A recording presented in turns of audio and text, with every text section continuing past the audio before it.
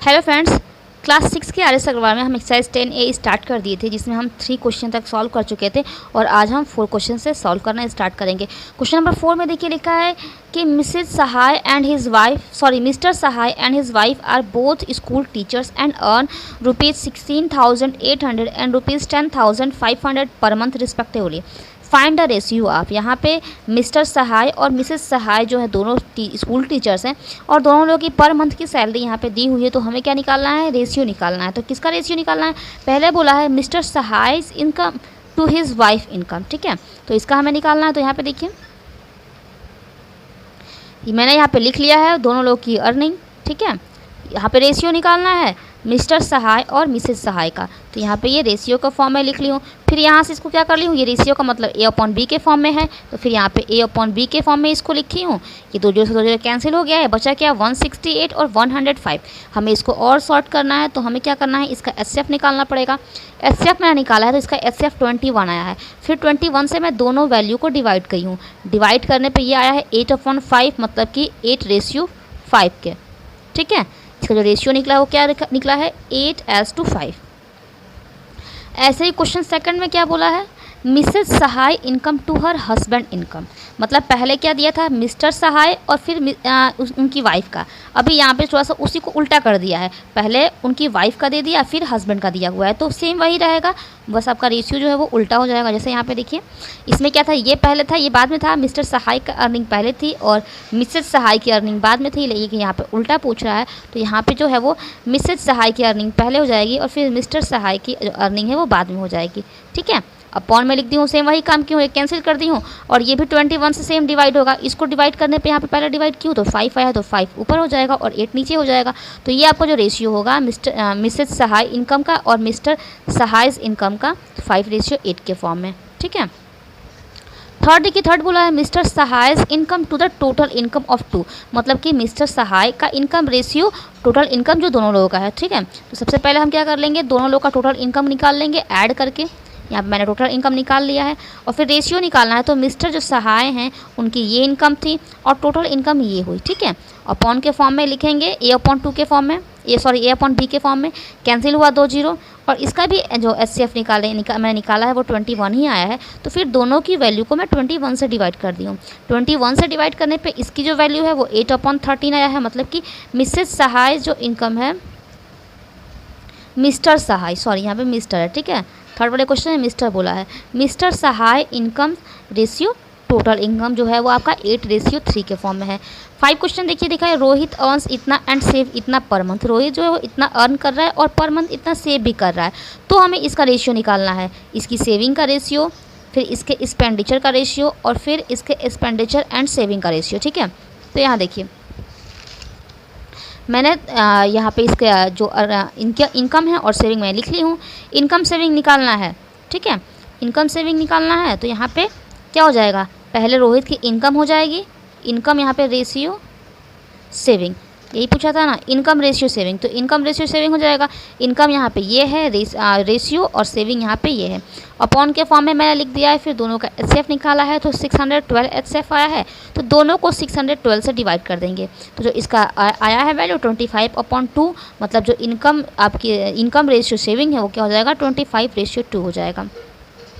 Monthly expenditure पूछा है, तो हम क्या करेंगे, मंथली एक्सपेंडिचर के लिए हम क्या करेंगे, जो इनकम है उसमें से सेविंग को हम माइनस कर देंगे, ठीक है। तो यहाँ पे ये बचा, मतलब ये इसका क्या हो जाएगा, मंथली एक्सपेंडिचर हो जाएगा। पूछा क्या है, इनकम एंड एक्सपेंडिचर, इनकम और रेशियो एक्सपेंडिचर का, ठीक है। तो ये इनकम हो गई, ठीक है, और ये एक्सपेंडिचर हो गया। इसको भी अपॉन के फॉर्म में लिखेंगे, इसका भी सेम ही HCF आया है, उसी HCF से दोनों को डिवाइड कर देंगे, तो यहाँ पे क्या हो गया, इनकम रेशियो एक्सपेंडिचर, तो यहाँ पे 25:23 आया है। फिर बोला है एक्सपेंडिचर रेशियो सेविंग, तो एक्सपेंडिचर हमने निकाला हुआ था, यहाँ पे ये है, और सेविंग उसकी कितनी थी, ये सेविंग थी, ठीक है। तो यहाँ पे ये एक्सपेंडिचर की वैल्यू, रेशियो, ये सेविंग की वैल्यू।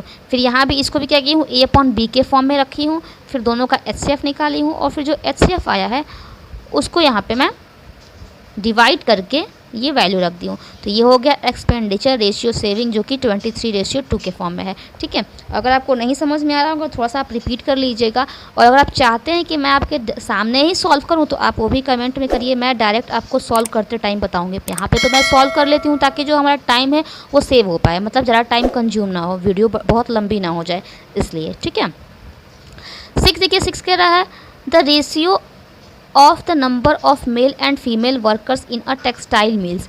यहाँ पे ये मेल और फीमेल का रेशियो दिया हुआ है। If there are 115 males workers, अगर यहाँ पे दिया हुआ है 5:3 के फॉर्म में, ये 5 मेल के रेशियो है, ये 3 फीमेल का, और जो टोटल मेल वर्कर जो है वो 115 है। तो हमसे पूछा है what is the number of female worker in the mill, female worker का हमें पूछा है नंबर। तो यहाँ पे क्या लिखा है, number of male ratio number of female, जो कि क्या दिया था 5:3 के फॉर्म में। मैंने वो नंबर मान लिया है x। ठीक है, लेट द नंबर x। तो नंबर ऑफ मेल कितने हो जाएंगे 5x हो जाएंगे, और नंबर ऑफ फीमेल कितनी हो जाएंगे 3x हो जाएंगे, क्योंकि ये उनका रेशियो था और ये मैंने नंबर मान लिया है। ठीक है, जो नंबर ऑफ़ मेल वर्कर है वो क्या है 115। इसका मतलब जो 5x है जो कि मेल का नंबर है वो इक्वल टू 115 के इक्वल है। तो यहाँ से मैं x की वैल्यू यहाँ पे अपॉन करके निकाल दी हूँ, तो x की वैल्यू 23 आई है। मतलब ये जो क्या है वो आपका x जो नंबर है वो 23 दिया है। तो हमें क्या निकालना था, हमें फीमेल का निकालना था। तो number of female worker in the male जो कि क्या था फीमेल का नंबर यहाँ पे 3x था। तो 3 इंटू x की वैल्यू रखने पे यहाँ पे x की वैल्यू रखने पर 23 हुई है और मल्टीप्लाई करने पर 69 हो गया। इसका मतलब यहाँ पे जो मेल है उसमें 115 मेल हैं, मेल काम कर रहे हैं, और 69 फीमेल काम कर रही हैं। क्वेश्चन 7 देखिए लिखा है the boys and the girls in a school are in the ratio 9:5। मतलब यहाँ पे गर्ल्स और बॉयज़ का रेशियो दिया हुआ है। If the total strength of the school is 448, यहाँ पे टोटल स्ट्रेंथ दिया है स्कूल का 448, तो हमें नंबर ऑफ़ गर्ल्स को फाइंड करना है। ठीक है, तो यहाँ भी सेम वही काम करेंगे। यहाँ पे ये बॉयज़ और गर्ल्स का रेशियो 9:5 में हो जाएगा। यहाँ भी हम क्या कर लेंगे, जो हमारा नंबर है उसको x मान लेंगे, तो जो बॉयज़ का नंबर हो जाएगा वो 9x हो जाएगा, और जो गर्ल्स का नंबर है वो 5x हो जाएगा। ठीक है, टोटल स्ट्रेंथ दिया हुआ है 448। तो अकॉर्डिंग टू जो कंडीशन दिया हुआ है वो क्या है, दोनों का जो टोटल दिया हुआ है ये ना, मतलब कि इन दोनों का ही सम दिया है। तो 9x + 5x इक्वल टू क्या दिया है 448। तो यहाँ से मैं क्या कही हूँ, इसकी x की वैल्यू निकाल दी हूँ, इन दोनों को ऐड कर दी हूँ, 14x हो गया है। 14x equal to 448। x की वैल्यू यहीं छोड़ दी हूँ, x को यहीं पे 14 को उस साइड ले गई हूँ, डिवाइड में गया है, और डिवाइड करने पे इसकी वैल्यू आई है 32।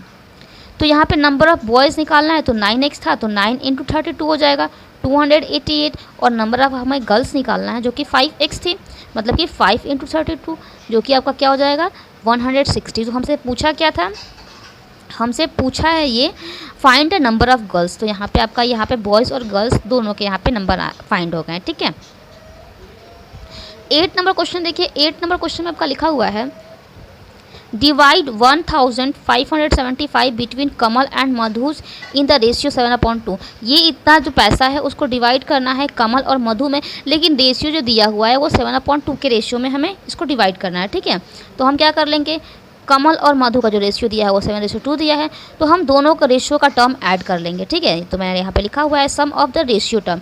यहाँ पे ये 7 है, ये 2 है, तो दोनों को अगर सम करेंगे तो यहाँ पे 9 रेशियो टर्म हो जा रहा है। तो हम कमल शेयर का निकालेंगे कि मतलब कमल को कितना शेयर किया गया है, तो कमल को जो है 7 रेशियो में शेयर किया गया था, तो यहाँ पे 7 और जो टोटल रेशियो टर्म है वो 9 है, 7/9 हो जाएगा।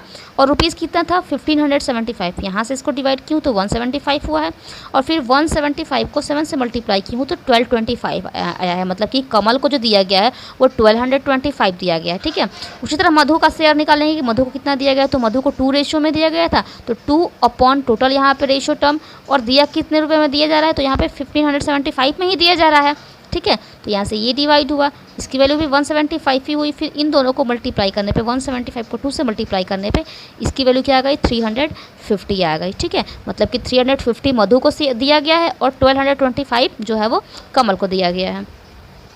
9 क्वेश्चन भी सेम वैसे ही है, बस डिफरेंस यहाँ पे क्या है, यहाँ पे 3 लोगों में डिवाइड किया जा रहा है, यहाँ पे 2 लोगों में डिवाइड की जा रही थी, यहाँ पे 3 लोगों में A B C। ठीक है, जो कि रेशियो टर्म ये रहा, तो सेम टू सेम वैसे ही करेंगे। पहले हम सारे को क्या कर लेंगे, A ratio B ratio C है, तो इसका सारा का जो सम रेशियो निकाल लेंगे सम ऑफ रेशियो टर्म, मतलब कि सारे को ऐड कर लेंगे रेशियो टर्म को, ठीक है। तो यहाँ पे 15 आ रहा है।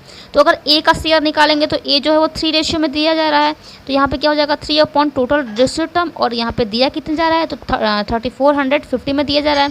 यहाँ से पहले इसको कैंसिल की हूँ, 5 टाइम में कैंसिल हुआ है, तो 1/5 हो गया, और ये नंबर रहा। फिर इससे यहाँ से इसको कैंसिल की हूँ तो 690, मतलब कि ए को कितना दिया गया है 690 रुपीज़ शेयर किया गया है। उसी तरह बी का निकालेंगे, बी का शेयरिंग निकालेंगे तो बी का जो रेशियो वो 5 है, तो 5 अपॉन टोटल रेशियो टर्म, फिर यहाँ पे इतने में ही दिया जा रहा है, फिर मैं वही काम की हूँ, उसको डिवाइड की हूँ 3 आया है, और फिर इसको 3 से डिवाइड की हूँ तो 1150 आया है, मतलब कि बी को जो शेयर किया गया है वो 1150 शेयर किया गया है। फिर हमें सी का भी निकालना है, तो सी का जो रेशियो टर्म है वो क्या है 7 है, तो 7 अपॉन टोटल रेशियो टर्म, और यहाँ पे इनटू ये जो इतने रुपए में दिया जा रहा था, यहाँ से इसको कैंसिल की हूँ तो 230 टाइम में कैंसिल हुआ है। फिर इसका मल्टीप्लाई करने पे 1610 आया है, मतलब कि ये ए का शेयर हो गया, ये बी का शेयर हो गया, और ये सी का शेयर हो गया, ठीक है।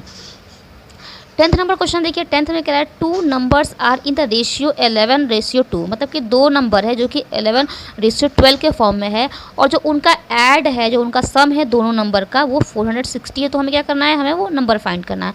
तो यहाँ पे हम क्या मान लेंगे, हम जो मान लेंगे उस नंबर को x मान लेंगे, ठीक है। 2 number are in the ratio 11:12 के 11:12 में है, ठीक है। हम मान लेंगे वो नंबर x रहा होगा, ठीक है। तो यहाँ पे ये क्या हो जाएगा, एक नंबर 11x हो जाएगा, क्योंकि 11x 11 के फॉर्म में है, 11 रेशियो के फॉर्म में है, तो 11x हो जाएगा, और दूसरा जो हो जाएगा वो 12x हो जाएगा। फिर दोनों का सम जो है वो दिया हुआ है 460, तो यहाँ पे 11x + 12x = 460, दोनों को ऐड की हूँ और यहाँ से x की वैल्यू निकाल ली हूँ जो कि 20 आया है, ठीक है। तो यहाँ पे ये तो x की वैल्यू निकली है, नंबर को निकला है, हमें तो 11:12 के फॉर्म में जो दिया है उसको निकालना था। तो फर्स्ट नंबर क्या हो जाएगा 11x था, तो 11 को 20 से मल्टीप्लाई कर देंगे यहाँ पे, तो यहाँ पे ये फर्स्ट नंबर हो गया। और सेकंड नंबर जो है वो 12x था, तो यहाँ पे 12 को 20 मल्टीप्लाई करेंगे तो 240 आ जाएगा, जो कि इसका सेकंड नंबर हो जाएगा, ठीक है। 11 नंबर क्वेश्चन देखिए, 11 कह रहा है अ 35 centimetre line segment is divided into 2 part in the ratio 4:3, find the length of each part, मतलब यहाँ पे एक लाइन सेगमेंट है जिसकी लेंथ दी हुई है 35 सेंटीमीटर, ठीक है।